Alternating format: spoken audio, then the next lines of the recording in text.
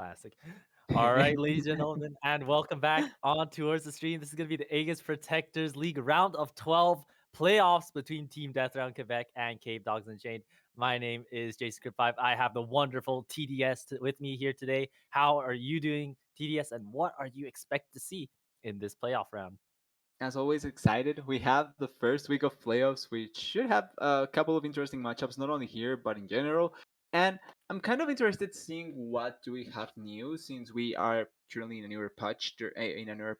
There's going to be a couple of champions here and there that will change. I'm expecting to see a little bit less focus on Hecarim, maybe since he was one of the champions that was hit. And if that is the case, that does open up because even though Hecarim may have been hit, the rest of the champions in the jungle should still be in a normal position.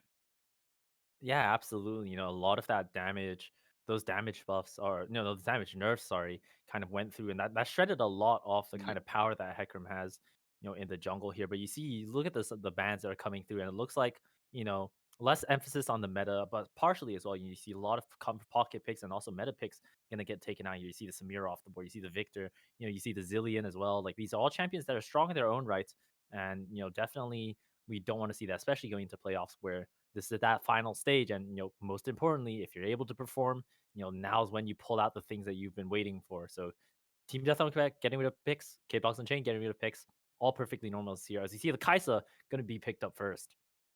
Yeah, and we're facing obviously the potential of Kaisa being either mid or AD carry. It's one of the flexes that you can play around with. The poke Kaisa being really, really strong.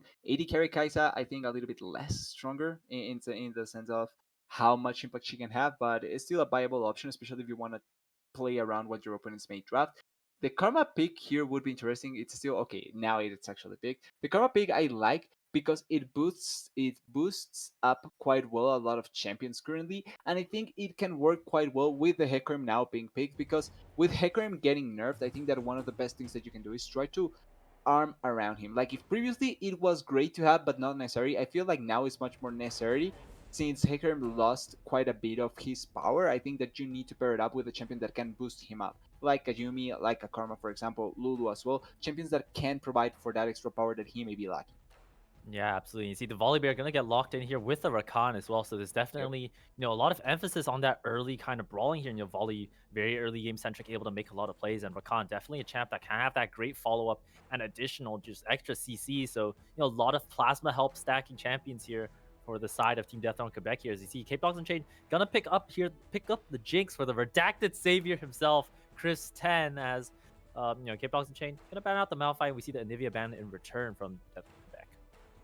Yeah, and opting for the multi-ban here I quite like because one thing that would be really scary for CDU is the really heavy engage. They already have Rakan Bolivar, adding to that the Malphite would be quite difficult for the Jinx to be able to survive the onslaught of that. And then it would up apart from that, the fact that you have the Kaisa means that you have great follow-up for anyone who engages in. So I feel like banning away the Malphite quite well. You still have to worry about the Rakan and the Bolivar, but I feel like their engage is less straightforward than that of the Malphite. Like they still need to proc some things that are quite obvious in comparison to just Malphite pressing R out of nowhere and trying to get the engage on. So I quite like the idea there. Now, I think that for TQC Team Death from Quebec, I think they need to opt into something else in the AD position. I would take this Kai'Sa in the mid lane. I'd rather them opt into a much more heavy damage dealer in the bot lane. Potentially something like a Caitlyn to maybe try and push this Jinx if possible, although with the Rakan it may be harsh. And if not, I think that opting into something like a Vayne or a Twitch wouldn't be that bad of an idea. Because I think that having that much consistent damage with a team that is engaging and trying to take the focus away from you would be quite ideal.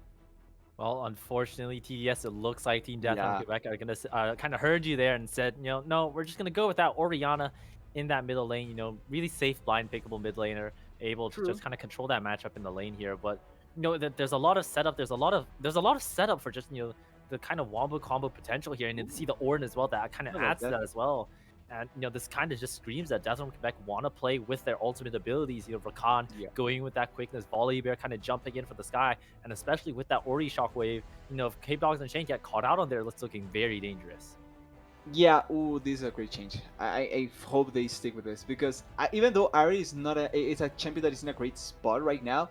The problem is that I feel like doesn't work quite well with the whole idea of CDU. Since Ari would work in trying to get the picks, to try and get peak potential with her charm, with her assassination capabilities. I feel like Corki works much better with the Dio that Capedogs have because they want poke, they want to be able to hit you consistently. They have a lot of consistent damage in the later stages of the game, and their identity is trying to scale, something that Ari not necessarily does quite well in comparison to other champions. And I feel like against the Death Rattle Quebec, which with a composition that, like you pointed out, ups into using the R really heavily, I feel like having a team that can win the longer team fights can be quite well for them. Also, I'm kind of surprised seeing the Ornn picked against the Gangplank. Not that it's necessarily a bad pick, but like you had a chance to punish the Gangplank, especially since it came blind, and I don't feel Ornn is that kind of champion. Yeah, absolutely. I mean, it kind of sets up, where both junglers want to pay their attention Yeah. towards. Top is kind of, a little bit of snooze fest, but as Gangplank overextends, Volibear is going to be able to punish it. And if anything, mid lane, definitely no action going to be happening there. So I'm expecting a lot in terms of, top and bottom lane. I think those are going to be the lanes where the most action happens. And I think it's going to be very important to see kind of how those lanes go out as well. Yeah. I think just to kind of close out in some of the things that I wanna put on the game on for the potential to see on the game is that even though I think that Capedogs have a better scaling potential because realistically when you look at it they have a lot of champions that will love to scale. I think that Team Death from Quebec is not necessarily behind. Like they can actually scale quite well. They have the Ornn, the Oriana that are two really good scalers, and Kai'Sa is not necessarily a bad option either. So overall, I think that they have a plan, but I feel like post 30 minutes, if the game is in an equal state, I can see just Capedogs running with the game with the champions they have and the possibility of them fighting the team fights however they would want. Yeah, absolutely. That hit the nail on the head right there, TDS. But with that all being said, we're gonna be running towards our little spectate delay break here, and ladies and gentlemen, this is gonna be our first streamed playoff match off the split per se. It's the first playoff match that we're gonna be able to see here. So don't go anywhere, and we'll be right back with this first game between Team Death Realm Quebec and Capedogs Unchained.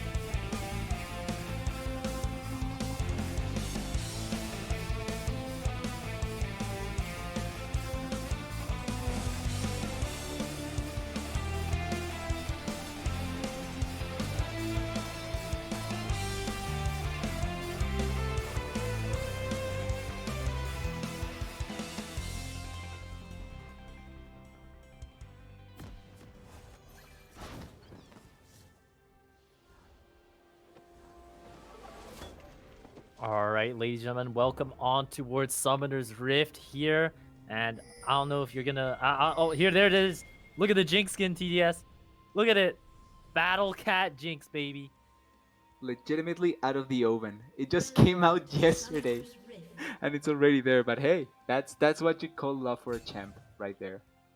Yeah, absolutely. And speaking of things that need love, Capedogs Unchained and Team Deathrock, we have both need to show some love here because, they gotta show their love for each other, love for the game here because, playoffs is the last stage here. It's win or go home. It's do or die. It's Yep. all or nothing, TDS. And what a great way to kick off our first playoff series between both of these teams. There's been a lot of thoughts about both of them. We've heard there's been a lot of, comments towards French Canadians. There's also been a lot of interaction with Cape Dogs Unchained players as well. So it's really good, really exciting to see that they get the run back as well from the play-in stage too. Yeah, they get to try and recover. I don't want to say past shame, since it's not shameful to lose or win in planes in all honesty, unless you get out. Like, yeah, you lose. But if you can recover here and showcase and be able to move on into the playoffs, that's the best feeling. So that's what matters today. You just perform on the day, you win, you can say whatever you want against the enemy team because you won. That's what Yeah. matters.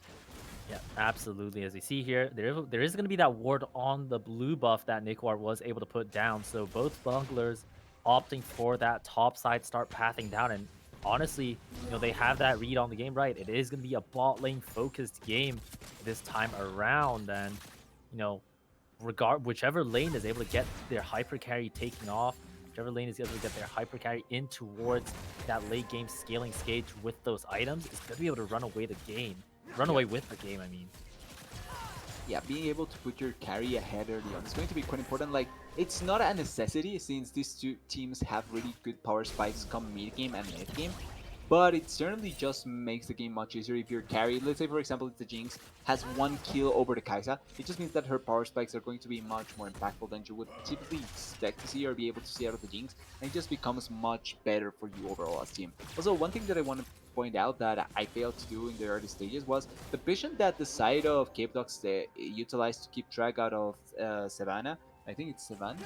Xavian, I think. Savian, yeah, out of Savian with the Bolivar was quite good. They knew where he started, and they also knew how he started, which means that if they can track that, they can also potentially look for stealing some camps or putting pressure on him in certain specific camps as well, which they did. Yeah. But was nice to see. Yeah, absolutely. And you saw that, there was that ward in that tri-bush there. So, Xavian is basically, if Cape Dogs have their tracking nailed down, they basically know where he exactly is right now. Yeah. Now, Boxing Buddha is going to be a little bit slower on that clear there. So, Xavian should be able to go get that grab. No, he's going to go for the loop around here, actually. Ooh, The this ball lane of nice. Chris 10 and Fire Streaks might be trouble here. Xavian is going to show himself here. The great trap is going to buy a lot of space. Both flashes out for Fire Streaks and Chris 10, but the follow-up knockup from OTGG meets that first blood is going to go over towards Pure Soul. Follow-up flash from the Kai'Sa means that they're able to secure the kill. Now, Boxy Buddha will claim this crab as his reward, but just like we were saying about how, early game AD carries, it matters who gets those kills.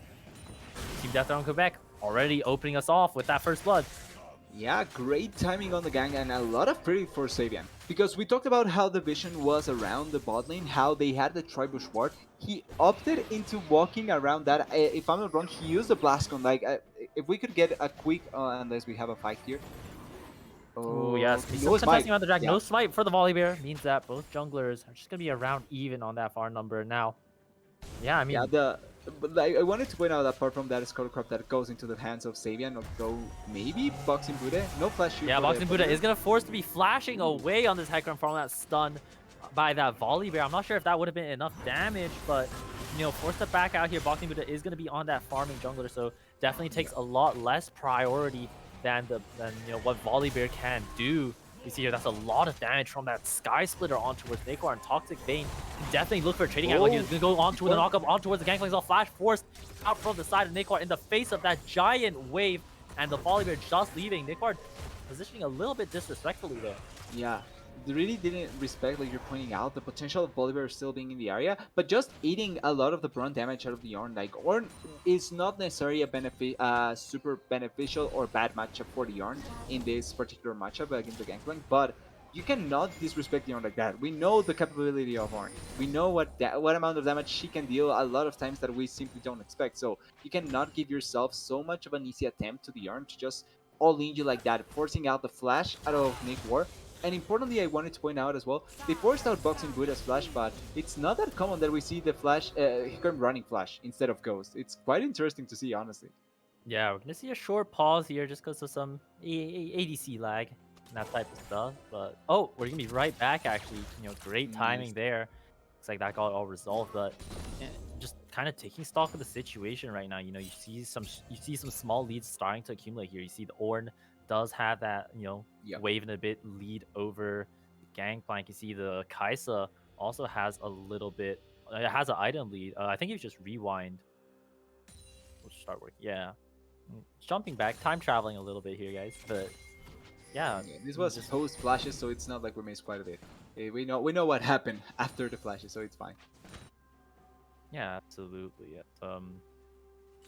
There's gonna be a big wave that's gonna come in towards the side of the Kaisa and the Rakan, so that lead is gonna accelerate a little bit here. Yeah. In this stage of the game, though, I don't know if I think Capedogs are fine with it though, right? The Jinx is farming relatively even. Hecarim is up, a good amount of camps on his rotation, so Boxing Buddha should definitely be starting to feel a little bit of a power spike here. Although I'm not sure about going tier anymore, as I don't know if the build is going to be tank oriented on the Hecarim as of late.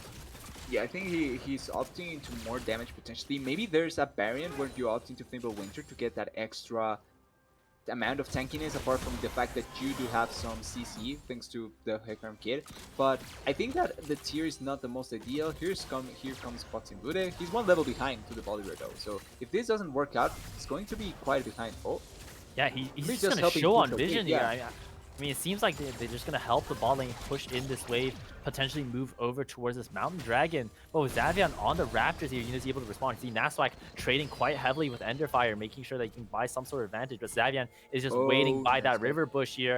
And now Corki does have Oh that yeah. flash, does have that W, but the shockwave coming in on towards Naswak means that Enderfire is able to pick up the kill. And the Dragon that was started up from the side of Capedogs, he has all 3-man knockup coming from OTG's on Pure Salt. Gonna follow up with a couple of auto attacks, but it looks like the side of Capedogs and Unchained are just gonna back up for now, as the Mountain Dragon is gonna go over in the hands of Team Deathrow Quebec. Thank you for the lead. Yeah, and great execution out of the side of Team Death from Quebec. They get the pick in the mid lane, they do it in such a nice, timely manner, especially because it's such an easy pick to go for. They know Boxing Buddha cannot be in that area, they know that he was on the bot lane, which means that it gives open time for Sabian to go into the mid lane. They don't have any vision near the area, they try to opt into the Dragon, which means that it's such an easy pick to get. And when you get that easy pick like that, you can just immediately respond towards the Dragon. Great control by Team Death from Quebec, great execution, and they secure themselves the first dragon of the game, which is a mountain, which for them actually works quite well because they have quite a few tanky champions, and this also means that they will be able to have a lot of control in this coming mid game of the Warrior. Yeah, we see some more trading in the mid lane as well, and if we notice what the chat box, you see how Toxic Vein was burning, did burn his flash there as well. Nikar Also posturing a teleport. little bit forward, but doesn't look like there's going to be a solo kill up towards that top side. Toxic Vein just to catch this gigantic wave that Yep. Nikar left behind here. But the gold lead is only at around 1,200, so there's not much emphasis there. There's not much that's going on right now, so it's not the end of the world if you're side Capedogs here. Yeah, honestly for them, and I think we talked a little bit about this in draft, if they have a gold deficit at 15 that is not higher than 5,000, it's not going to be bad. Playing mid lane? Yeah, we see. Oh my nice goodness, play. Boxy Buddha runs in with that onslaught of shadows here, and Enderfire's health bar just evaporates out of thin air. And good kill going over to the side of Naswak on towards that Corki Battalion. You see knockup going in on towards Kristen as well. The kill burn from the Jinx as well. Ignite the flash. Everything is being burned here. Fire Streak's extremely low. One more follow flash, but no, doesn't get the auto, and the Karma Shield is able to keep him alive for now. Fire Streak able to live out on that one. But a lot of fighting, a lot of brawling going around, and there's just blood flying everywhere here, TDS.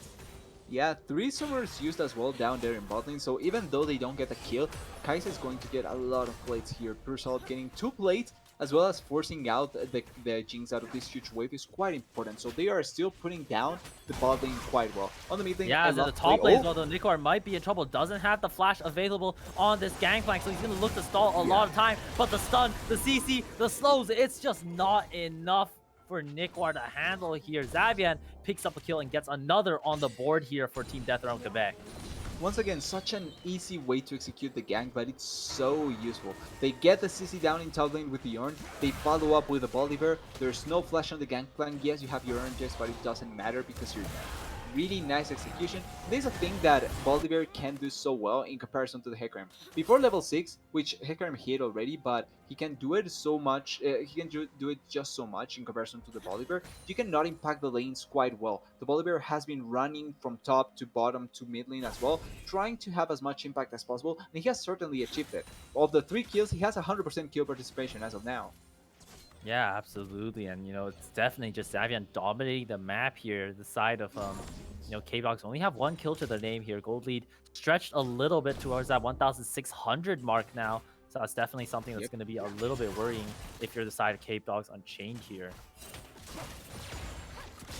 We need to see what can potentially come up in the next 5 minutes, since yes, this next dragon is going to be the Cloud Drake. I don't think we're going to get a fight for this, but after first power spikes, it's where we need to see how the game does develop. Ooh, Toxic Pain in Yeah, a nice Toxic spot. Vein might get ganked out here. Boxing Buddha is going to No show out of flash. vision as well. The E gonna get canceled out by that Heck Grip kick as well. The ultimate's coming in. No Ornhorn to bounce right back. And it looks like Keep it. Nikwar is going to be able to pick up this kill here on towards from that top lane gank. As we see here, OTG is going to go in with that knockup as well. Gonna get kited out by that Rakan E. Just dash in and out off the fight there, but good gank in the top side. Nikwar picks up a plate, picks up this wave as well, and can definitely stretch that gold lead from the side of the Gangplank. You know how much damage the Gangplank is capable of doing once he has those items, once he has that crit, once he has that lethality. So getting a kill on his board Nice. is definitely some good news as well. Good ward to spot out Xavian from Naswak too. There is still the Herald, so oh wait, OTG. Okay, he's fine. There is still the Rift Herald that we need to see where does the Bolivar put it. I would expect the bot lane, since it's the turret that is closer to dying in comparison to mid lane. It's going down bot lane as well, so we may see a potential play. Kaisa has a Killer Instinct. Okay, they realize it soon enough. Ooh. Yeah, the Mantra Shield just able to buy that a lot of space there. And Xavian, you see that Volibear running, it's really telegraphed that he's going to be coming for you here. But, Fire Streaks just kind of buffs up Crips 10 and says, okay, let's get the hell out of here. As the items are starting to come through from the side of this 10 as well. You see the Noon Quiver, you see the Pickaxe, but look at Pure Salt's build. Double Pickaxe on the Kaisa for the Q-Evolt. But I'm kind of interested in that, since even though I'm not against that, it's much more common to see the what is called the serrated dirk into just the typical build. So I think for this it means that there's not going to be the opting into what is it called, the collector, instead opting for another item potentially that does build into the pickups. I know I'm not against that, because I think that opting into collector this game is not the most ideal, but it's quite interesting to see the alteration in that potential build. Also, Yeah, great absolutely. As Oh, Team Death Realm Quebec are going to start up the Dragon here. Jinx can come down as well. Hellshot Shadows is going to target a lot of damage onto Xavian. That's going to be a kill. Going over for the 2-man Shockwave means that the kills fly right back for Team Death Realm Quebec here. Pure Soul gonna go over that Killer Instinct, pick up that one other kill. But see Naswak coming in with the package. Special delivery here is gonna be enough here, trading a lot of damage from this corner. No Gangplank out there, but Pure Soul picking up 1 kill, picking up another double kill, going over towards this Kaisa. Huge dragon fight for the side of Team Death Realm Quebec, and that's a 4-0 and 1 Kaisa right now. Yeah, and that was such an random fight for the side of Capedogs to try and take. They were behind the play. They didn't have any vision control. They knew that the Corki was not around, and they try and force the fight without having your mid laner. That was such an easy fight for the side of Team Death from Quebec. They forced the issue correctly. They fight around their power spike well enough, because even though the Kaisa didn't have the items, she was much stronger than the Jinx. And then you yourself walk into a choke point where it's going to be we much see there might be a solo bolo in the top lane here. Nikwar gonna get bounced around here. Oh, flash. Toxic Vein forces the flash out of Nikwar as well, but that's a very, very low health Gangplank. Or it is Yeah. full health. We see here, Boxing Buddha gonna go with the E on the minion, just force the side Ender Fire and Davian back. But Nikwar just using his ultimate to clear out the wave here, picking up some loose gold. And this is the items like where if Gangplank gets that Triforce, it starts to shift over. Toxic being not able to be able to pick up the solo So kill means that opting into mana meme as well. Interesting. yeah, definitely is a little bit of an interesting build. Not going for that crit or just that lethality we see here. That goal lead from a couple minutes ago is just stretched out so much. For Zia dive here on towards Fire Streak here. OTG tanking up here. Pure Soul is on a rampage now. Kraken Slayer done. Pickaxe, Longsword. He doesn't care about what you're gonna say, TDS. It looks like he's gonna go for that collector build here as Pure Soul is just dominating this game right now. I hope he doesn't opt into that because I feel like he won't deal enough damage, but he's ahead, so maybe he just thinks that being ahead is enough. But that was a kind of interesting out of Fire Streaks to think that he could be under turret against a Kai'Sa and Rakan without going to die. Like that just seems interesting to me watching that kind of play. Kristen wasn't even close as well, and Kristen is dead. Oh no. Oh no. Oh no, Kristen.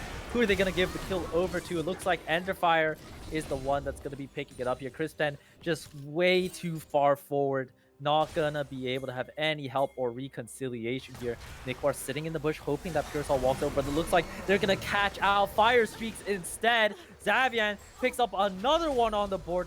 70% kill participation on this volley bear here, and that early game lead is stretched to a sweet 4,000 gold at 15 minutes here, TDS. Yeah, we talked about how the lead needed to be close for the side of Capedogs to not be that worried. But when the lead is much more so than 4,000 gold, it's higher than 4,000 gold.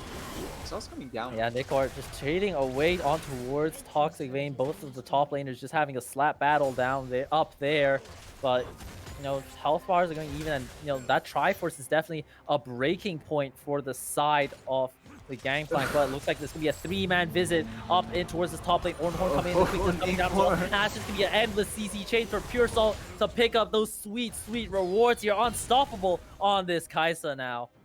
Yeah, that is so much damage, and per Nikwar, he cannot respond in a way. He used the barrels previously, but it's not like barrels would have saved him.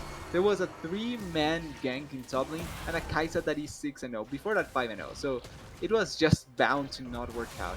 I don't think you should try and fight this in no way, since even though you are 4-4, there's a huge difference in gold that you cannot affront at this point.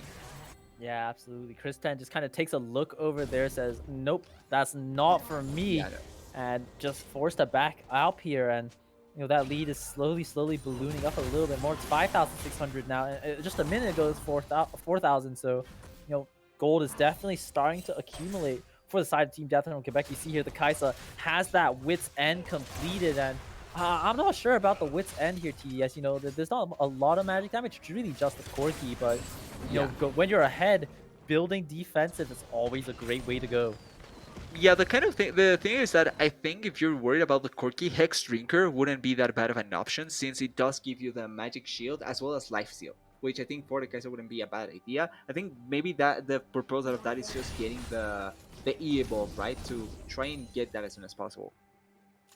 Yeah, absolutely. And right now the side of Team Death on Quebec just setting up for this dragon here. They're going to be put on soul point if they're going to be able to take away this Ocean Drake.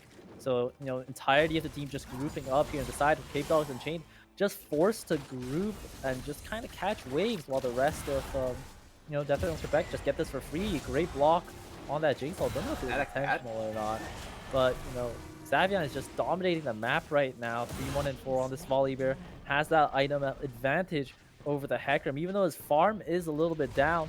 He's been able to pick up steady lead here. We see here, Bounty is going to be able to claim by Nasak. They want to potentially look for a kill on towards the side of Toxic Vein here, but Nasak, forced the flash shadows, onslaught shadows going in on towards the horn as well. Gangplank ultimate coming down, and Nikwar is the one that's picking up the kill. That was closer than it needed to be. Naswak almost soloed the Corki, but this is a play that opens up thanks to that over utilization of resources in top lane. Means that mid lane is open. This is an open turret with Rip Herald, and this was against a Jinx. I feel like you could have attempted to dive, but I think that the respect is a little bit better here. Package out of the Corki, I don't think they can get much more, if I'm honest. Yeah, I don't think they get anything here. And the thing is, crucially, Nasdaq is not gonna have that package cooldown for that For the take. Ocean Soul fight, and maybe it's a little bit of miscoordination from the side of Capedogs, or maybe it's just that they wanted to try force for something, given the fact that they thought maybe TKC might greed, but turns out their own assumptions got the better of them, and Yeah. although there could be a fight in this middle lane here, Nasdaq positioning on the wings here, wants to look for a package on towards Kaiser, is going to go for it as well, Oh, but the that's a attempt was package there. to the left Oh, here. Pure Soul is able to get on out the Rakan shielding, the heal from Kaisa as well, able to keep Pure Soul nice and sustained, and with no effective use out of that package, Capedogs lose out on a lot of team fighting power for their dragon. yeah, the attempt was there, and I like the idea that they try and force it because they are really far behind. But the fact that it doesn't work out means that, like you're pointing out, no package for the dragon. They're pretty much expended a lot of time in the mid lane to try and not get anything because they don't even get the mid lane turret. And they also pulled Gangplank towards the mid lane, which means that in the time that he could have taken that bot lane turret, get that bounty gold, he actually just didn't achieve anything at all. Yeah, absolutely, and it's kind of a question of looking bad to worse here from the side of Capedogs Unchained here. The Baron is gonna be spawned up here for Team Death on Quebec, and you look at Nice the items that are starting to Yes, accumulate no. here. Ornn has the Sunfire, and that's all you need. Volibear, Sunderer plus components, most likely sitting on a lot of gold for his base there. But the Kaisa is kind of just a focal point here. Pure Soul has the 2 items, has the AP components, so every single part of her kit is just gonna be pumping out Oh, DPS not here. The top again. lane as well. Everyone is coming over. It's a party, and Nikwar is the one that's not gonna be invited. He's gonna go right back on towards the gray screen. Xavian picking up a kill here. What was he? The middle lane. Chris 10 walking up way That's too far. Baron. I So think they can do going in Baron. with that killer instinct, Boxing Buddha might want to look for that onslaught of shadows here, but the safety of the tower is going to be too much. Boxing Buddha is going to be forced to back up here. Oh, the bait. Easy Yeah, it's though. going to go in though. That's a lot of damage trading back and forth, but Boxing Buddha able to pick up the shutdown with the return kill going over towards Pure Soul. That is absolutely worth if you're the side of Capedogs, so that's a huge bounty going over towards your jungler, and considering that he's building damage, he needs it. Yeah, that actually is quite important because it's not only the 1,000 gold bounty. There was a potential for doing Baron at that point because Gangplank is dead. Karma died in the jungle, which means that there was a moment where you had 4 members or 5 members against 3. And with the Kaisa damage that you currently deal against objectives, there was a realistic chance to opt into Baron.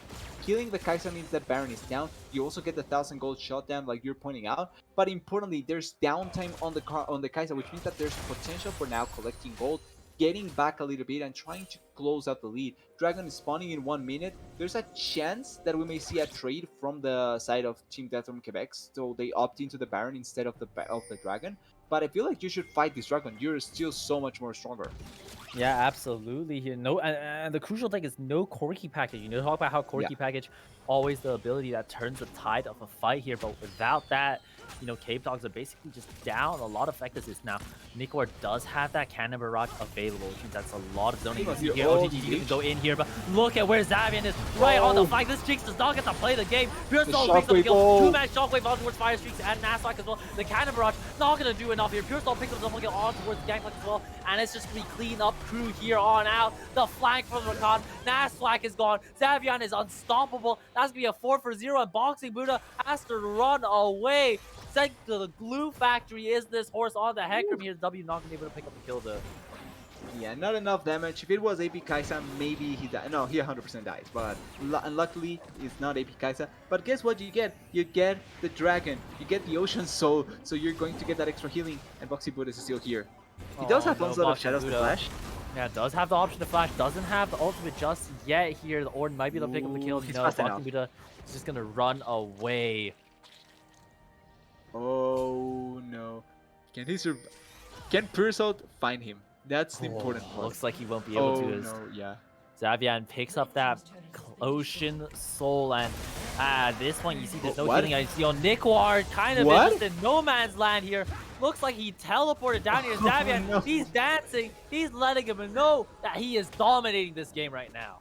Yeah, and with reason, he is 7-1-6, doing so much for the team, and it's just bound to ask this. What is Nigward doing there? Why did he TP? Why did he flash? What was the purpose out of that? The dragon was dead before that even happened. How?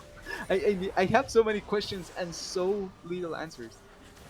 Yeah, absolutely. And there's gonna be a lot of questions that we will have to think about, and Capedogs need to be thinking about, especially as this game has gone on. But Kaisa has all three evolutions complete now, which is absolutely huge for the side Yeah. of Pure Soul here. Pure Soul is looking to do some pure DPS right now, as the side of Team Deathrock are marching in on this round. They could just be able to start it uncontested. I feel like that's going to be the case. They are trying to play around, maybe getting a fade or a Baron dance where they can respond immediately to the play. But I feel like you just try and rush it. You have the Kaisa, you have the Bolivar that does do good damage to those objectives. You also have the Oriana that can shield you, and you have a lot of ultimates that can turn around quite well the game. Pure Salt looking on Yeah, Chris 10. absolutely. Look at the damage that Pure Salt is just dumping on towards Kristen right now. A killer Another instinct one. plus a combo could go for the Q, Ooh. could go for the kill, but won't go for the greed there.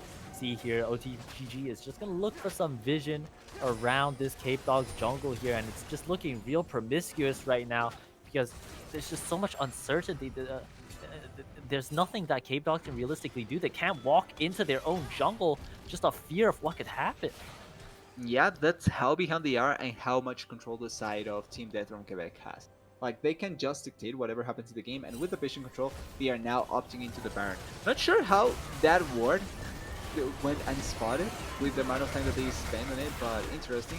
Ooh. Yeah, Boxing Buddha does have that onslaught of shadows, so they could go for the miracle skill here. Cannon Barrage is the vision. Oh, Ender Fire is extremely low here. Boxing Buddha's posturing. The Jinx Rocket is going to come down. Ender Fire is going to be in trouble here. The great package picks up the shutdown on towards Oriana, but Nasrak is going to be able to trade his life in return here. Boxing Buddha does have that onslaught of shadows. Could look for an engage on towards the side of Team Death from Quebec here. Kristen throwing out the choppers, buying a lot of spacing. Boxing Buddha is going to go for it. He's going to look on towards Pure Sword as well here, but OTG is going to get 2-man knockup here. One turn on the 2-man knockup on towards the backline here. Chris 10 not going to be able to do damage here. Fire Streaks forced to flash away, but the follow-up for Rakan is just too much. Has to be damage pumping out everywhere. A 5-for-1 ace for the side of Team Death from Quebec, and they're going to pick up the barrier. Yeah, and it's a wallet diff and a dragon diff at the end of the day, because even though the teamfight looked quite great for them, it's just the amount of healing that they got thanks to the dragon. They were forced into trying to engage much more early than they actually needed to, and then the Jinx was in a spot where she just got engaged by the Rakan, by the Ornn ultimate, and she just died immediately. Also, I want to give a huge credit to OTGG, because he finds such a nice spot to be in, didn't overcommit when the team was getting run down, and then he immediately engaged onto the important members. Forced them into a bad spot. Hecarim couldn't do anything to kill the Kaisa, and that just means that you kill the Jinx as soon as possible. Hecarim doesn't get anyone, he dies, and the teamfight is easy to execute for the side of Team Death from Quebec. Yeah, most importantly, the CC layering was just so well done from Team Death from Quebec here. Using that Rakan to buy a lot of space, then following up right away with that Ornhorn means that the side of Capedogs are just going through a bouncy castle. And Chris 10, this is gonna be a rough one because it could just be Chris 0-10 at the rate that he's dying here. 0-5 on the Jinx right now. They're gonna look for a knockup on towards Fire Streaks. No flash on the Karma available, and Pure Salt evaporates the side of Fire Streaks here. Legendary on this Kaiser now. Oh my god, what a fast engagement. Everything is just dumped in as well. Pure Soul jumping in with that killer instinct as well. That's to be a triple kill going over towards this Kaiser now. 4 items on the side of Pure Soul. Pure Soul wants more. That's going to be a quadra. Will they get the pentakill here? Not Nigward, don't give it. They're playing for it. They're going to give off the pentakill here. Is this going to be the back-to-back penta on a stream here? Yes! No! Toxic Vein is gonna take it away here. Gonna be on the Toxic and here. Report this, Ornn, ladies and gentlemen. Well, with that all being said, Team Death from Quebec come in with a flying start, picking up this first game win over the side of Capedogs Unchained. What a dominant game out of the side of Team Death from Quebec. From start to finish, I don't think that they were ever in a situation where it was hard for them to execute, and it all started with the Bolivar early on, going to that bot lane, getting that kill to the Kaisa, and it's something that we both spoke about, right? Who of the carries gets the first kill, and who will be able to use it effectively? The Kaisa gets the first kill, it just snowballed from there. Bad positions from Capedogs didn't really utilize that as well as they could, and at the end of the day, it was an easy snowball victory out of the side of Team Death from Quebec. Full credit to the team, full credit to Pure Salt, but I think, to me, Sabian he carried the early game so well, doing so much, and to me put the team on his back in the early stages to allow for the Kaiser to be as strong as she was. Yeah, absolutely. And, Xavier definitely just stood out far and beyond here. And, one bad thing from the side of K-Blox Unchained, just it kind of things just went from bad to worse. And Yep. that's definitely how it was for the side of K-Blox Unchained. And kind of going in towards the second game here, TDS, what do you think needs to be some adjustments or things that, K-Blox need to work on or just kind of figure out if they want to stand a chance, especially given, how dominant that game was? Well, in terms of drafting, I think that the draft was fine. I'm not against the draft. One of the problems that it has or it had was potentially maybe transitioning from early to mid to late game. One of the things that I think we have talked previously with other teams is what champions can enable you to get to mid to late game later on, which I think that there was a lack of that in the early stages. We didn't see a lot of impact early on, even though I think that Jinx, Karma is a fine lane and they were winning. Apart from them, there was not enough to allow for that transition. And I think that that may be a place where the Capedogs look to try and change in draft. But I feel like the draft wasn't really the problem. It was allowing for the bleed to be, or not allowing, it's stopping the bleeding. Yeah, that is word. Stopping the bleeding when they needed to, and they never find that. They always were in the back foot. They never really found their momentum in the game. And almost every time when the side of Team Death from Quebec wanted to pull off a play, they pulled off a play. Yeah, absolutely. That discipline is definitely, was a huge difference maker as well in that first game. Well, with that all being said, we're gonna jump to a short break while we wait for game two and to load up here. So, ladies and gentlemen, don't go anywhere, and we'll be right back. Everybody panic! Hold on! I'm about to say something really cool. 3, 41, 9, and lift off! No one dies screaming without me. I feel like I forgot to shoot something. You're starting to bore me. She's such a loser, always ready to cry. Da-da-da-da. Ah, come on. What's the worst that could happen?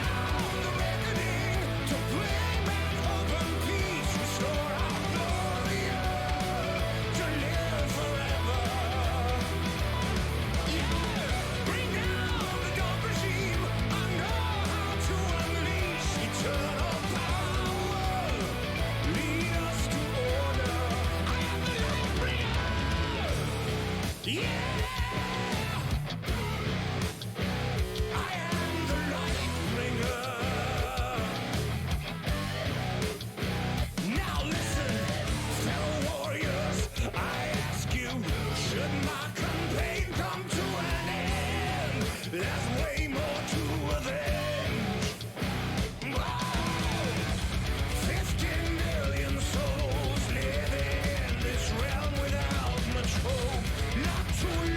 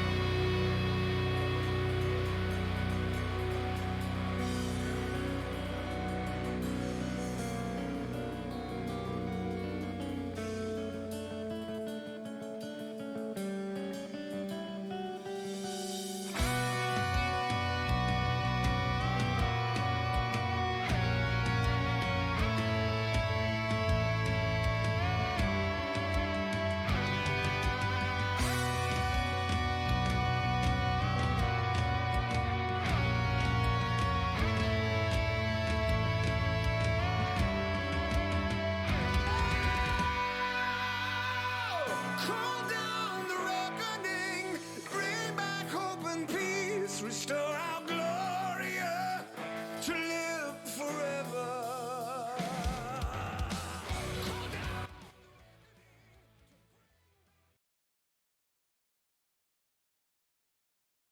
All right, I remember to unmute this time, TDS. But ladies and Nice. gentlemen, welcome on back to the stream here. Game 2 between Team Death from Quebec and Capedogs Unchained. Capedogs Unchained, once again, going to be on the red side of the map here. As you see, the bands are just basically identical, except the Look at volley that. bear is Yeah. now gone. Guess what adaptations they opted into, taking away the Bolivar. I feel like if you wanted to take something out of that is not picking Hecarim with losing lanes, maybe. But hey, that's just me. Now looking at adaptations that Team Death from Quebec is opting into, Kaisa first pick is staying there. I'm not against it. I still feel like as a first pick is not the most ideal because it can get countered quite easily. But I feel like if you are comfortable playing it, especially as we previously said, this do or die. So you need to execute today. And okay, mm, interesting. Whoa. The That second one is not that much, but the first one, yeah. that is a Amumu. Gonna be Uh, locked in here from the side of Capedogs Unchained. Yeah.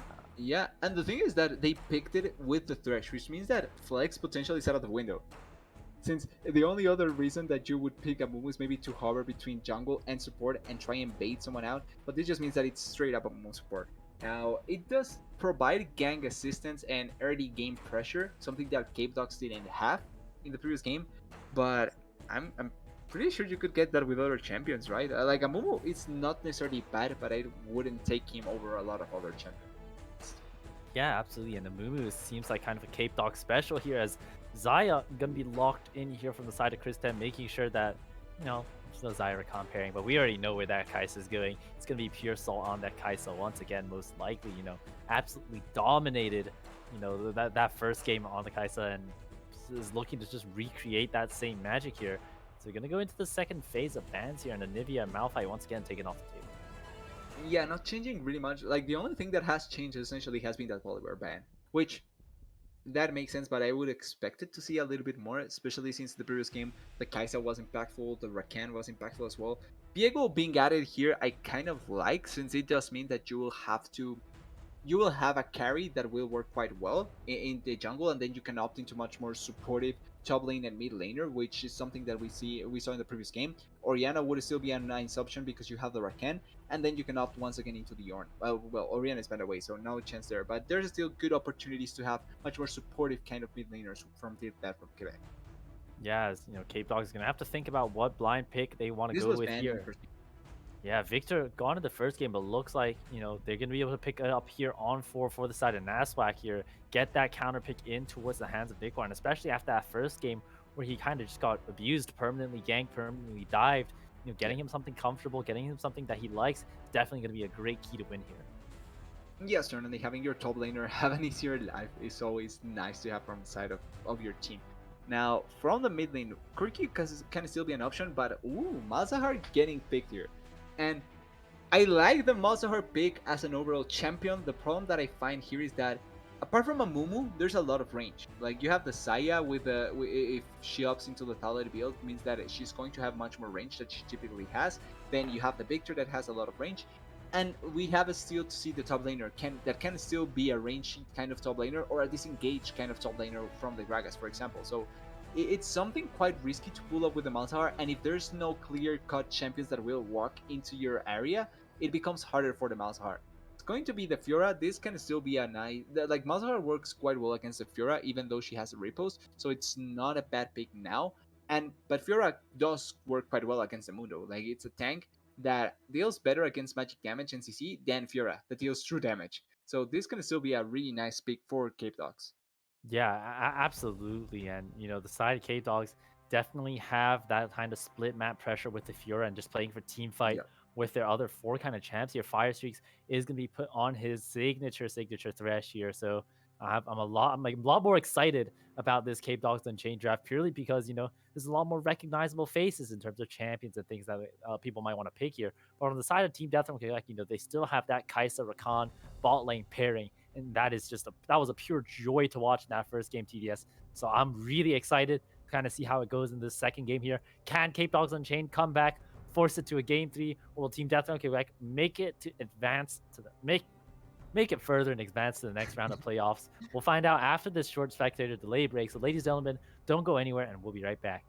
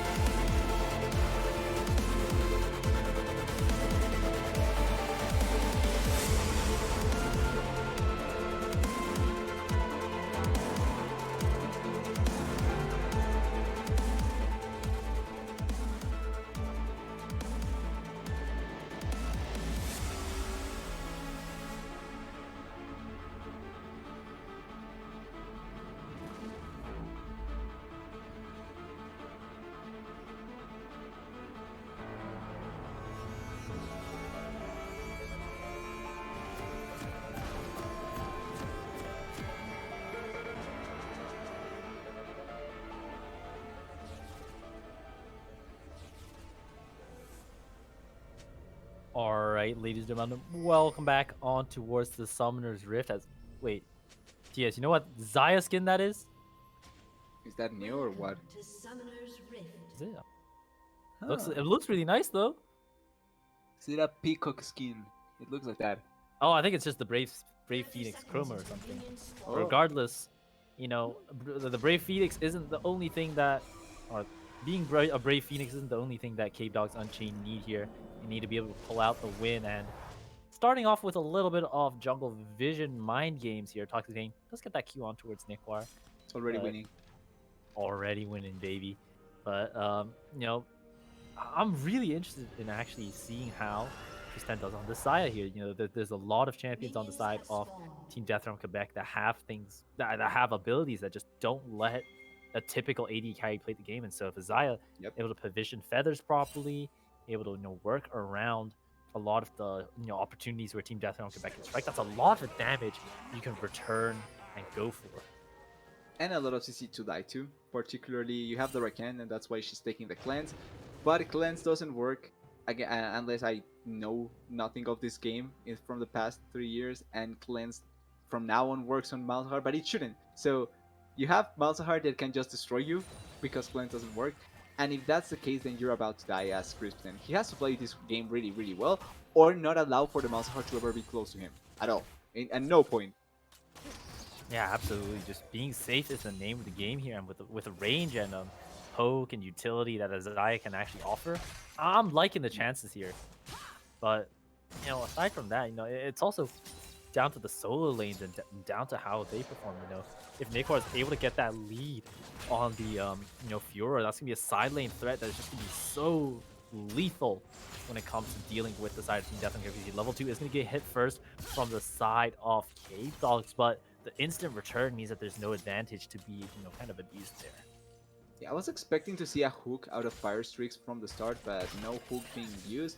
No, not really pressured, gotten in bot lane. They are just training waves and not doing much. Top lane is the one that is a little bit more ahead, and I find it quite interesting that Toxic Bane didn't take bots. Not sure if that was a mistake or him thinking that there was no chance that he was going to be affected, but no pots means that he's going to lose those kind of traits early on, and Fiora has Ignite as well, which means that there's a threat for him dying early on.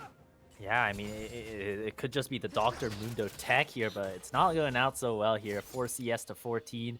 Nikwar just has a dominating advantage in the CS department here, as see here, gonna drop a D board, and to his own surprise, gonna find absolutely nothing.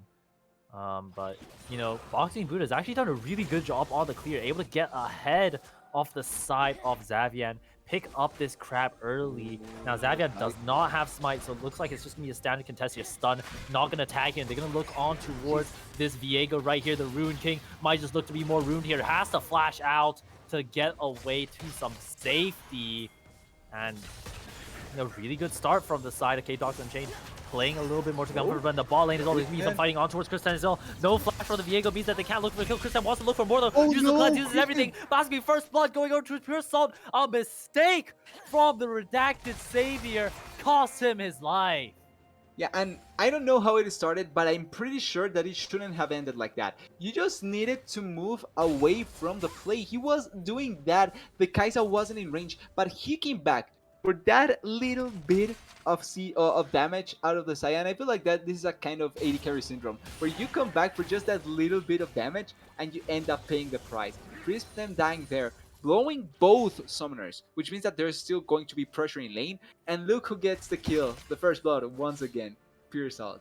So, hey, starting once again into really nice conditions for the side of Team Death from Quebec.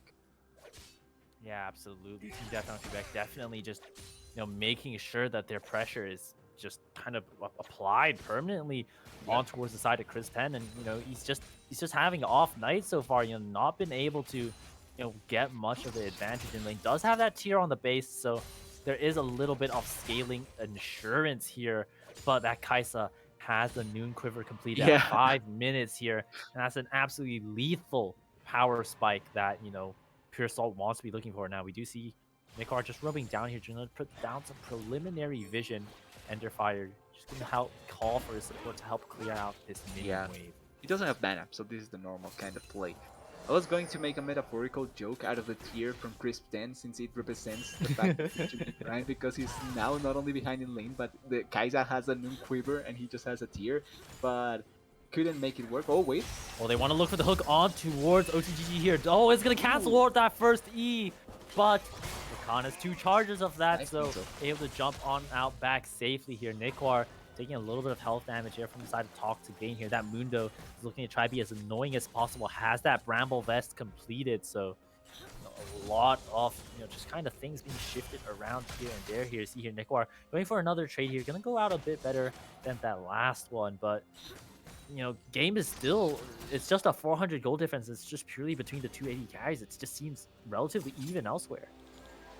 Yeah, apart from the 80 carries, like, there's not much that you can focus on. Maybe on mid lane, the fact that the Malzahar is a little bit behind, but early on it's going to be like that because he really thrives when he gets to the last chapter. He pretty much begins to be able to just perma push with that, and that means that the lane is going to become better later on.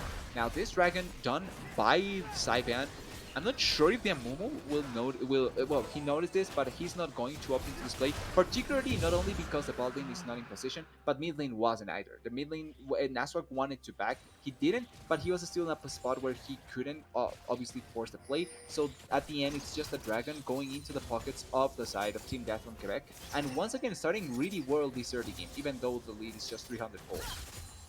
Yeah, absolutely, and it's just been a great start here from Team Death from Quebec once again. Like, it's just picking up that first dragon once again. We see here Fire Cheeks and Boxy Buddha want to look for a plate. Oh, Whoa! Okay, Mitisi. Now, Ooh. this is a very interesting situation here. As you know what I'm actually gonna do? I'm gonna go ask in the help desk about what to do in this situation. Yeah. That will be like 20 seconds back, ladies and gentlemen.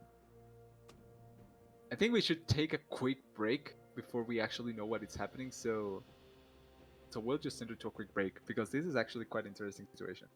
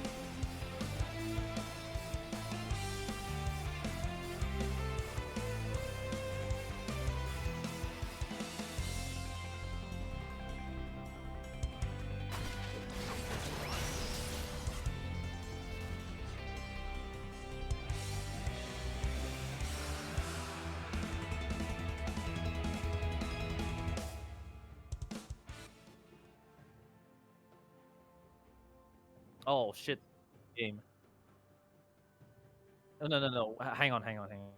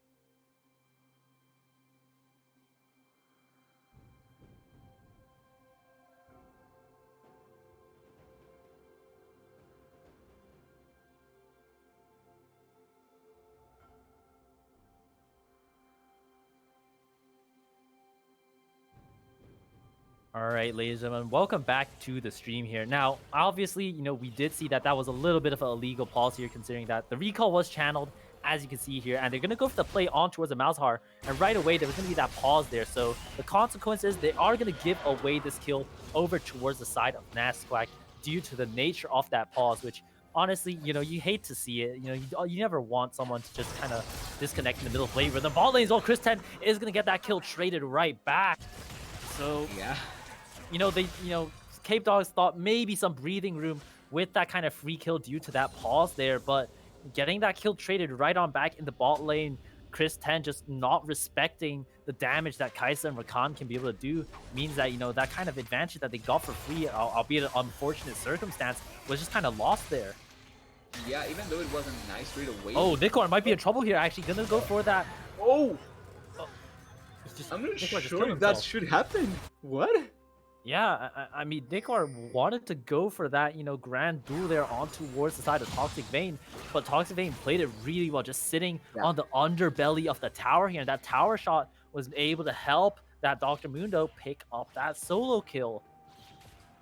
Yeah, another great kill, and like you were pointing out, even though that kill for Capedogs meant some kind of potential breathing room for them, the Victor was the one that get it, so it's actually a lot of value. It's still at the end not good enough because the Pearsall gets another kill in bot lane, and then on top lane Mundo gets a kill in an unfavorable matchup against Ignite Fiora as well, and he gets the kill. That should never happen.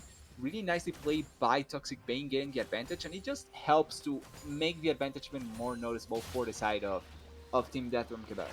Now, it's not super high, but it's still a nice advantage to get once again, and we have yet to see Sabian impacting the rest of the map like he did in the first game. Yeah, absolutely. And, that's definitely been something that has been really worth to know. At this point in the game, Xavier was definitely just already, he was on the board, picking up kills, picking up assists. Even though he was behind in farm, was able to have just a dominating map presence in this game round. Boxing Buddha, does have that one assist to his name there, and also has that, also has just been able to keep up on farm as well. Yeah, now we see here, they might be looking for a play on towards the mid lane. That Nether Grass is a lot of damage. The Flash ulti going in on towards Nasuk here. Flash is available for the Victor. Great space to buy here, but the follow-up damage from Viego is just not enough. The Gravity Field gonna stun up the Malzahar too, meaning that's just gonna be a trade of summoners, a trade of, ultimate abilities, but no kill overall. Yeah, and in all honesty, I feel a little bit of a misplay out of the Malzahar. He opts into the Flash ultimate even though he was kind of close, and then importantly, he didn't have the minions. He mistimed his ultimate, meaning if he plays that with minions on his side, that kill is 100% on their side, because if he doesn't get the kill with the minions, the execute out of the Viego would have been able to get the kill. But it's still nicely played by Naswak, not really positioning that badly, even though he was in close proximity. He does force the flash of the Malzahar, and it does mean that the first ultimate of the Malzahar, it's failure, because it doesn't get anything. Yeah, absolutely. And speaking of things that, the side Capedogs might want to get here, Boxing Buddha might look for a force on towards the bottom lane here. Is positioned well on this Amumu to look for a Q bandage. Also, they're going to look for a Lantern play as well, though.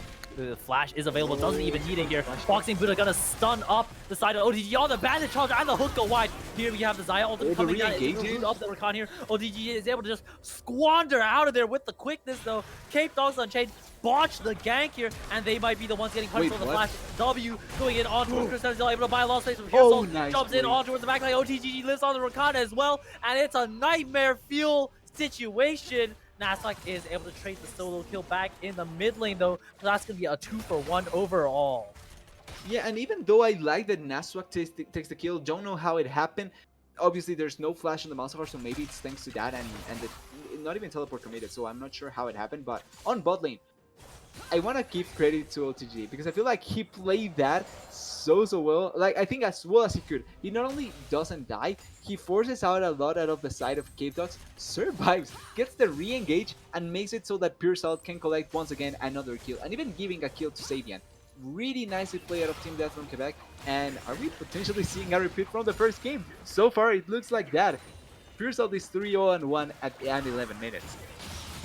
Yeah, absolutely. And you see the Blade of the Ruined King completed for the side of Xavier. Now, very crucially, Ravenous Hunter does not exist anymore, TDS. And Blade of the Ruined King and healing in general has just received a nerf So I'm really interested to see how, Bork maybe plays out. Could be a little bit less of a damage potential, but it still could be all the most threatening here. So that's definitely something I want to be keeping my eyes out into. Now, Naswak did pick up that single dingle on towards the side of Enderfire earlier. So you know what? That Victor could be a saving grace for the side of Capedogs Unchained here. So it's no longer solo bolo and it's single dingle now. I'm actually quite behind that. It's a nice Yeah. adaptation, but yeah, important kill that Victor gets. Oh wait, Toxic Bane. Yeah, Nikor kind of wants to look for that single dingle in the top lane here. He's going to get that parry on towards Toxic Lane here, but the juice coming in from Dr. Mundo means that he's going to be able to live it out. Now, blue team does pick up the dragon, and Team Deathrone Quebec have just been dominating the objectives on all fronts, picking up every single Rift Hill, picking up every single dragon. Boxing Buddha going to get spotted out on a ward there, so Enderfire going to play back here, potentially not disconnect and have to give a kill for free, but once again, just really well played from the side of Team Deathrone Quebec, and they're going to be rewarded with just around a 1,000 gold lead. Yeah, and as long as they don't keep taking advantage of Ender Fire or Toxic Bane and that, like this game is just looking to be quite positive for the side of Team Death from Quebec. Setting up for a potential gank here. They don't know about Yeah, they're going to look on towards Nasdaq as well. The quickness, the flash, the W, able to pull down all the CC on towards Nasdaq here. The kill going over towards Divan here now. They're going to potentially try and look on towards Boxing Buddha here, but that's a Mumu under tower. You definitely do not want to look onto that. Chris Penn is able to trade a tower plate or two, no, just one, towards that bottom lane.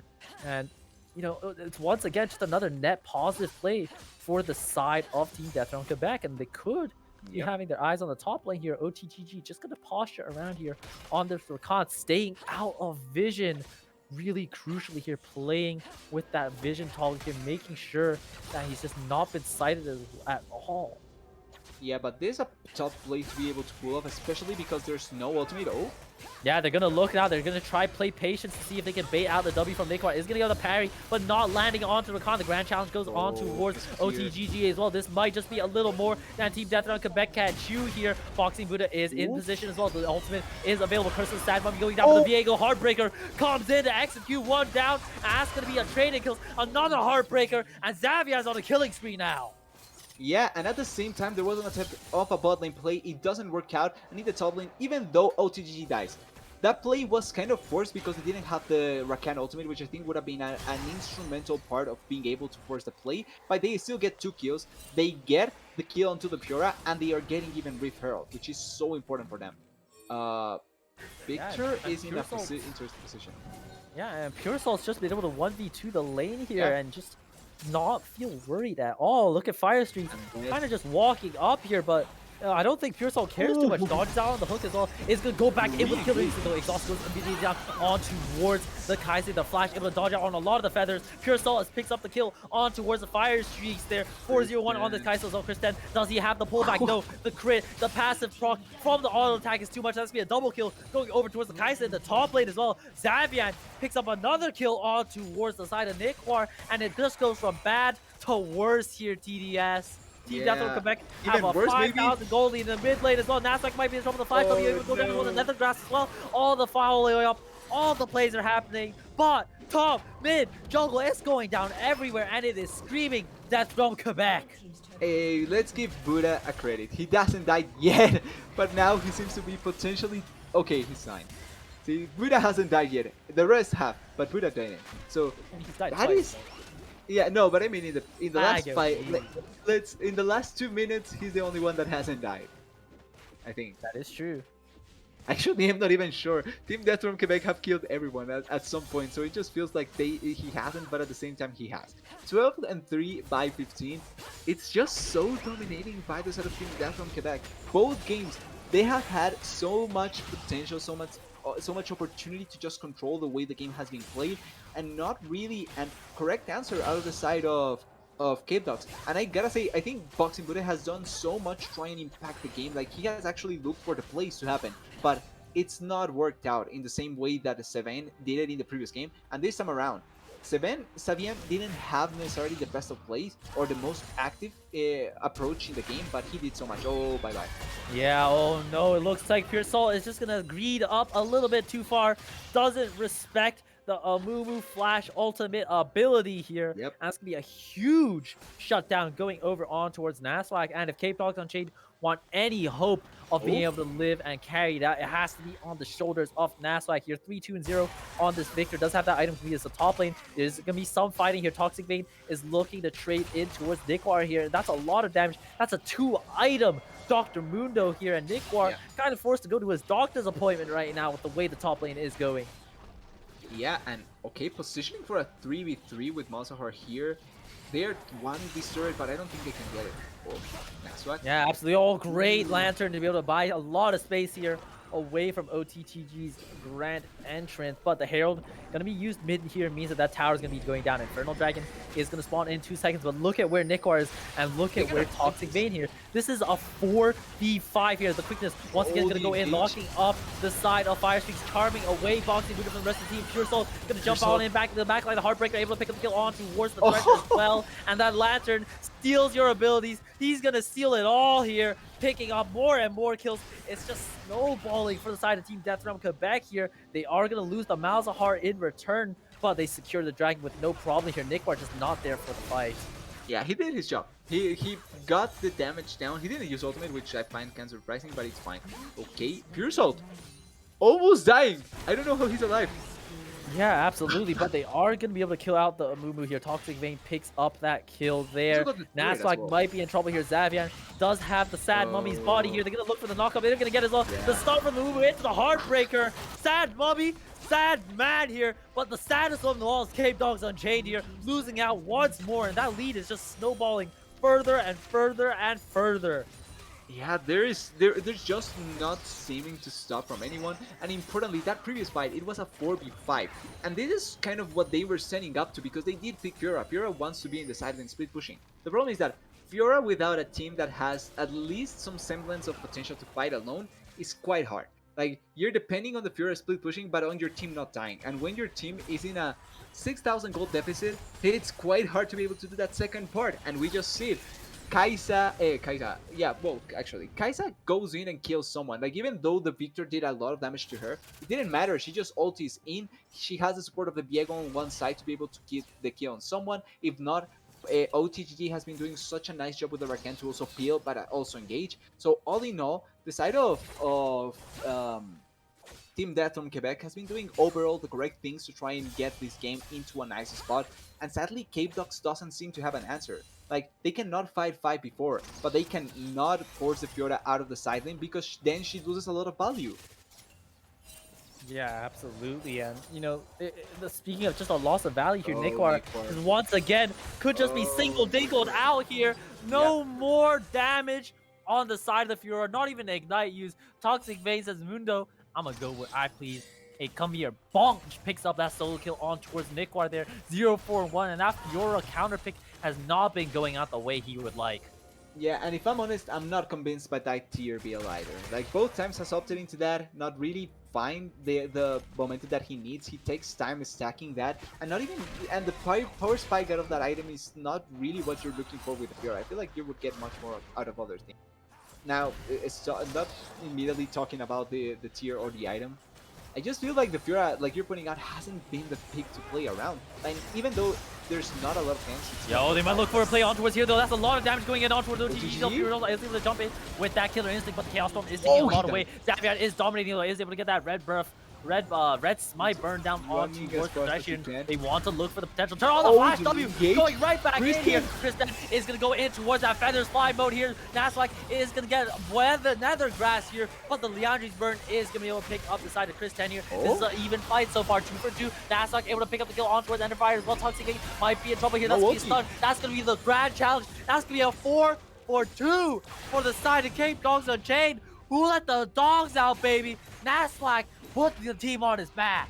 Yeah, and on the same vein, Savian going in once again. I don't know why you feel the urge to re-engage when you have the teleports coming in. You just need to wait. Malzahar is there. He can die. You cannot. You're giving such a huge gold bounty. And that was such a huge gold swing. They were 6,000 gold behind. They already gained 3,000 gold back. They are now only 3,000 gold behind. This is such an important gold swing back into the favor of Capedogs.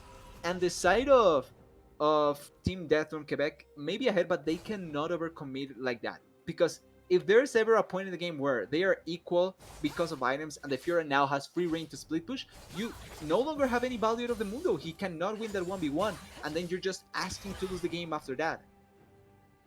Yeah, absolutely. I mean, that was a lot of crucial shutdowns going over. And that gold lead that we were talking about earlier, TDS, it's okay, it's still 4,000 gold, but like it's a lot smaller than what it could have been or what it was. And the carry on the side of Capedogs Unchained, looking at Nasquak, has the double buffs here. Infernal Soul Fight is coming up here. They are going to look on towards this blue buff here, but Nasquak able to pick it up here. They want to look on towards the victory here. Oh no, just when I said that he was the one carrying out, he's going to get caught out here, TDS. Yeah, he is 38 seconds before the dragon, and he has teleport, so it's not like he cannot get to this fight, but getting picked off at such a crucial moment, and he doesn't have Sonjas either, which means that was going to be such a tough fight for them to be able to take. Now we need to see how does Capedogs try and opt into this, because they cannot give any more kills. Like at this point, dying means dragon, essentially. Oh, the engagement to Saya. I think Saya's yeah, they are going to look on towards Zaya as well. Kristen flashing out as well, able to live it out. The Void Seeker just going to go wide there, but that looks like it's just going to be, Infernal Soul going over to the side of Team Death from Quebec. Yeah, 3 seconds for it. Saya will not be close by. Victor respawn, but not opting into teleporting in yet. Yeah, this should be Dragon. They are rushing it. They have the damage to be able to take it down before they get there. Yeah. Oh, Boxing Buddha. Yeah, Boxing Buddha might be in trouble here. Does have that Lantern, but the Nether stopped right there, baby. Zavian able to pick up the kill on towards the Zad Mummy there, and that's the glimmer of hope that was so close here. Nikwar might want to look for the kill on towards Talking Can he get that last viral puck? Yes, he does. But Mundo hits him with the briefcase here. Zavian gonna look for the Heartbreaker on towards Krista here. No ultimate or flash available. That's gonna be a dead bird. Leathers plucked from the sky, and just like that's gonna be a 3-for-0 for the side of Team Death Round Quebec and TDS.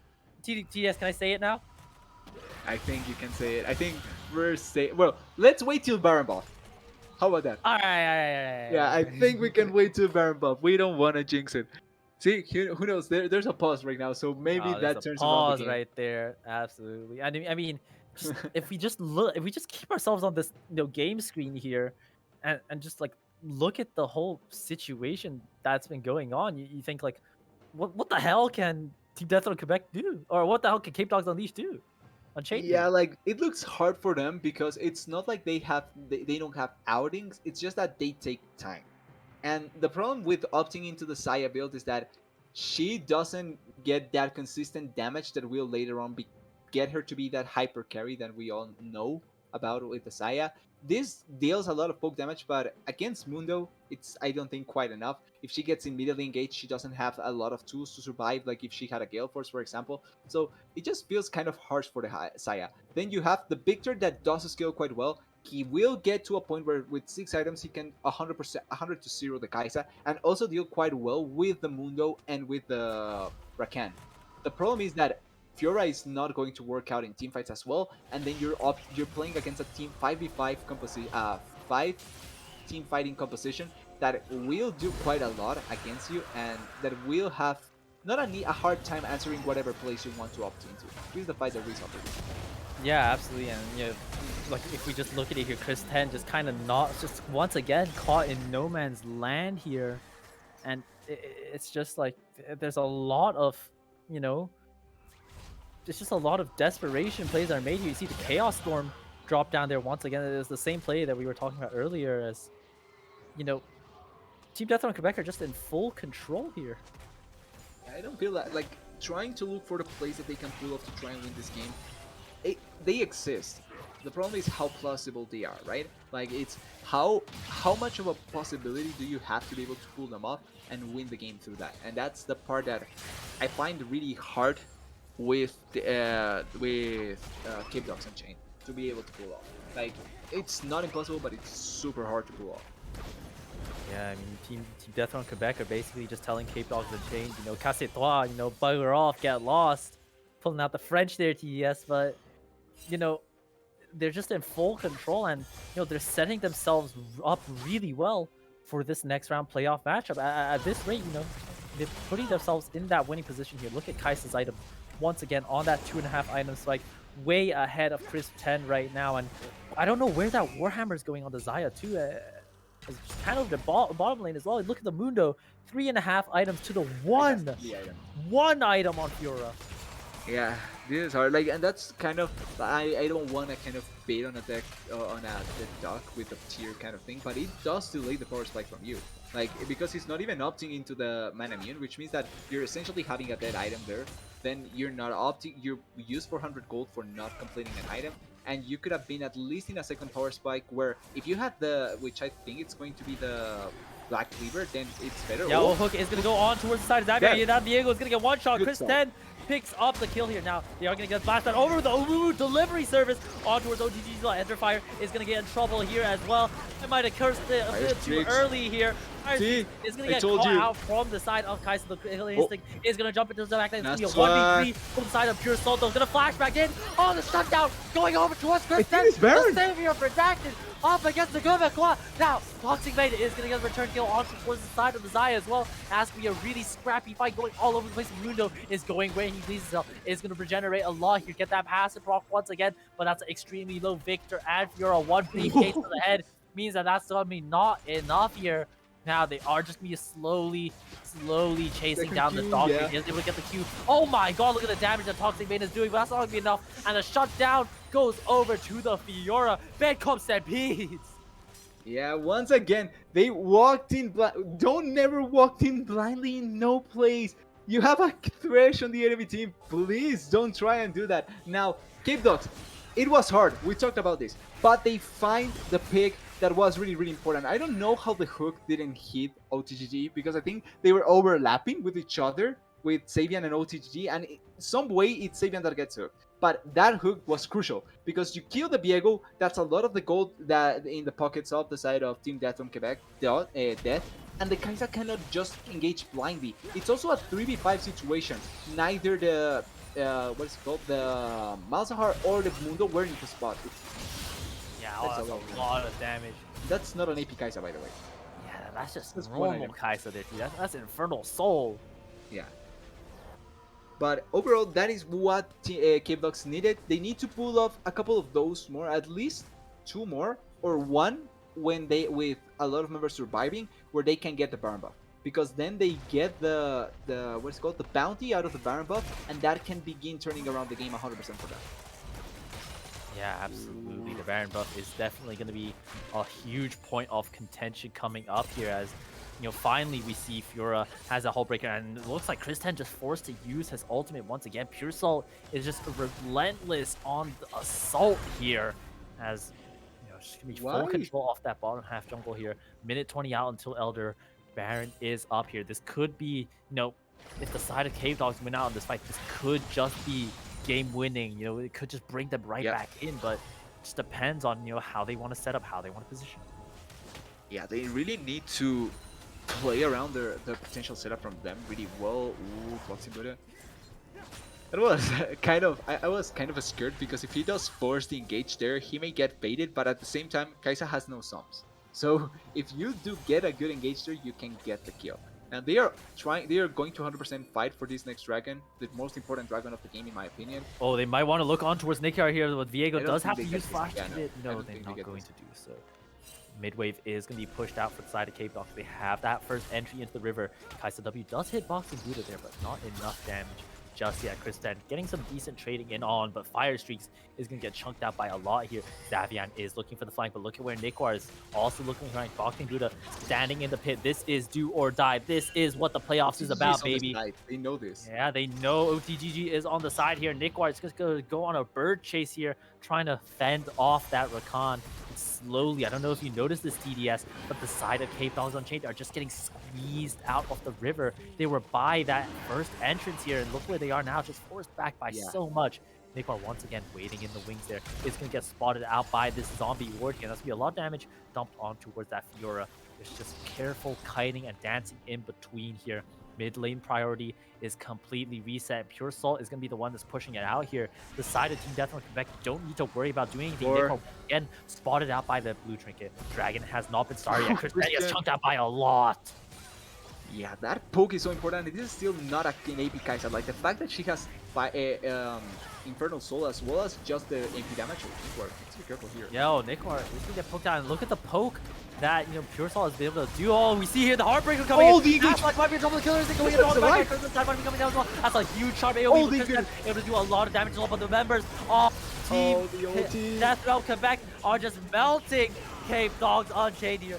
Teleport going in toward mid lane, and it looks like they're just gonna go for the end here, TDS. Yeah, they have a Malzahar, they have a Kaisa. I think they can opt into the end. They need to keep these minions alive if they can. I think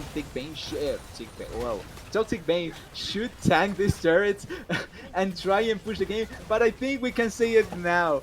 Finally, we don't curse it. It's going It's to a be a 2-0 2-0 series, for TDS. from Quebec. First time we don't curse it to go the long whatever it is. Go the distance. Yeah, exactly.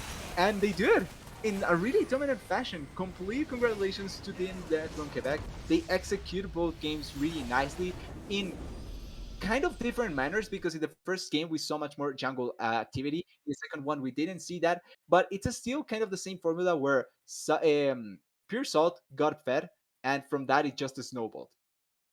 Yeah, absolutely. And I mean, Team Death Realm Quebec just just dominated both games. Really, they just did not let Cape Dogs Unchained get any breathing Yep. room. Like they got like sure if Cape Dogs got one play, Team Death Realm Quebec got two right back, and then one step forward, they forced them two steps back, and it's just really well coordinated from the side of Team Death Realm Quebec. And this is a team, going into next week, going up against the side of Death Cards Gold is going to be a really exciting match to watch, considering how strong Team Death Realm Quebec have come out the gates here. Yeah, and not wanting to use the word sloppy. I feel like Death Card's Gold certainly falling down a little bit to where they were previously. So this can be a quite interesting matchup, one that maybe has a turn that probably no one expects. And if it turns into that, then I can see completely the Team Death from Quebec potentially going farther. Importantly, next week is going to be BO5s. So it's going to even have much more opportunity to turn around a series than BO3 have. Yeah, absolutely. And you know what? I'm sure you're really excited for the best of fives as well, TDS. Yeah.